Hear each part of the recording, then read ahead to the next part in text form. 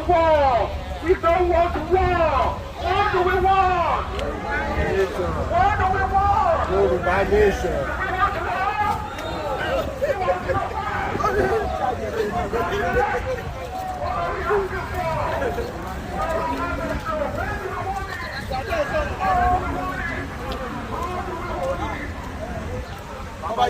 Bàbá yàtọ̀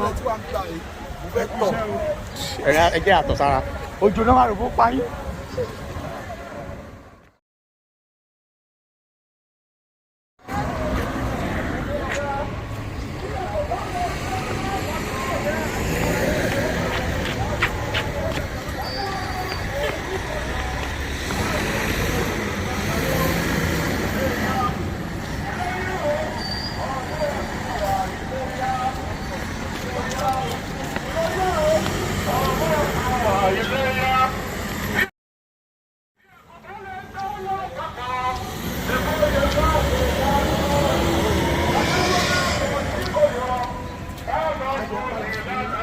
I cover what was written in your bag. Okay. It's okay. I have covered it since. Thank you.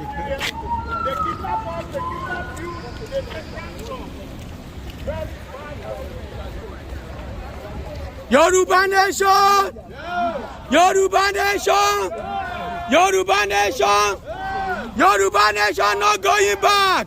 Yoruba nation! Yoruba nation! Going back. Yoruba nation! No retreat! No surrender. No retreat! No surrender. No retreat! No surrender. Are you going to retreat? Are you going to retreat?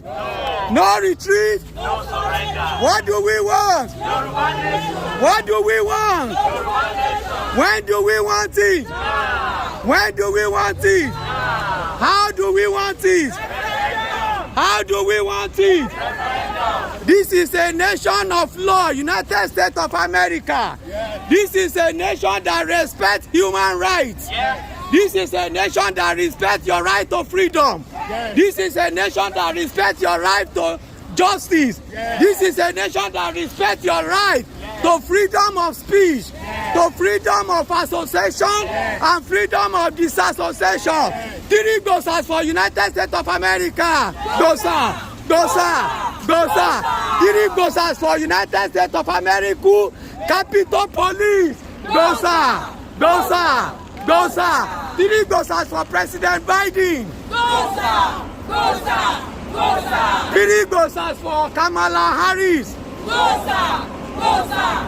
Gosa! 3 gosas for all our good Omoluabi Oduduwa leaders in person of Professor Banji Akintoye, Sunday Igboho, Iba Gani Adams, and Baba Adua Nigba. 3 gosas for them. Gosa! Gosa! Gosa! Ìkírà mẹ́ta fáwọn tó ń rálé àti 3 gosas. Let's go. Gosa! Gosa! Ẹ ti mí ìṣe ìkírà mẹ́ta fáwọn eléyìí o.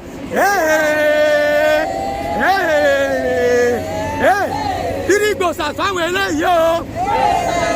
Gosa, gosa. Ẹ máa lísìn. Ìkírà mẹ́ta àti 3 gosas. Ẹ ṣe ń rọ́ọ̀lù báyìí. 3 gosas fáwọn eléyìí o. Gosa! Gosa! Gosa! Yoruba nation. Yoruba nation. All the U.S. police that is supporting us, 3 gosa for them. Gosa, gosa, gosa. Ẹ ò gbèrí abẹ́ ò gbèrí. Soli, soli, soli. Solidarity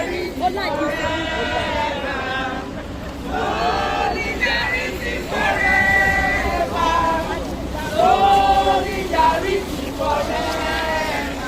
We shall always fight freedom. Soli, soli, soli. Solidarity forever. Prince, Prince. Solidarity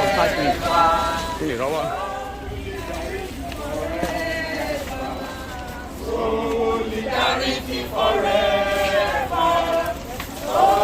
Solidarity forever. We shall always fight for Yoruba nation. Yoruba nation. Yoruba nation. What do we want? What do we want? What do we want? When do we want it? When do we want it? When do we want it? How do we want it? How do we want it? How do we want it? Ẹ ọ̀gbẹ́ni abẹ́ ọ̀gbẹ́ni. Ẹ ọ̀gbẹ́ni abẹ́ ọ̀gbẹ́ni. Ẹ jẹ́ ká relé.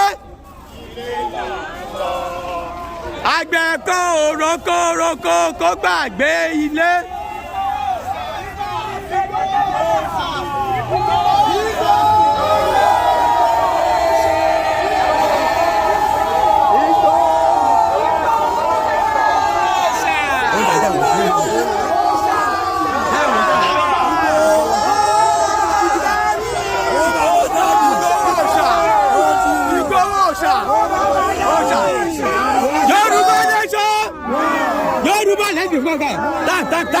Yoruba nation.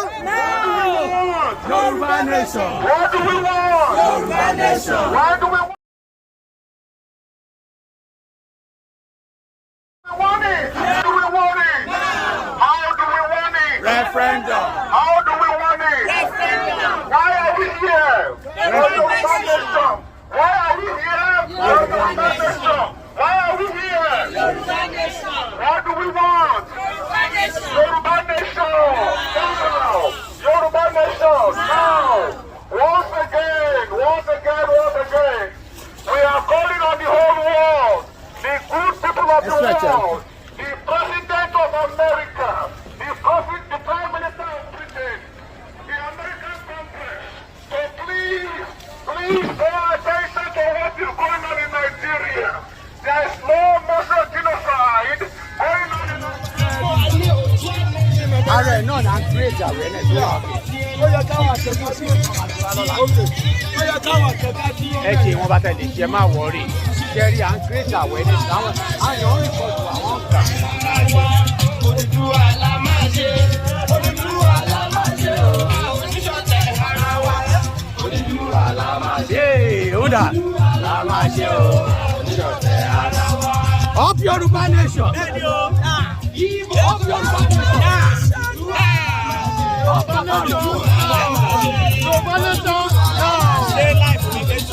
No, mo record my share lórí Facebook.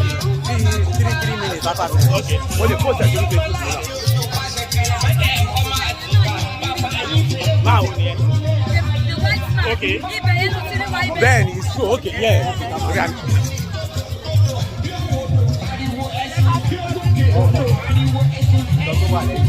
Lágbára. Lágbára.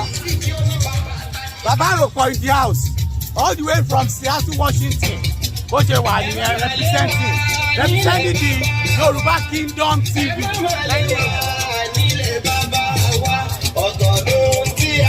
Ẹ jẹ́ ká lọ sí ẹ̀dì yẹn make effect gan. That's where he solve.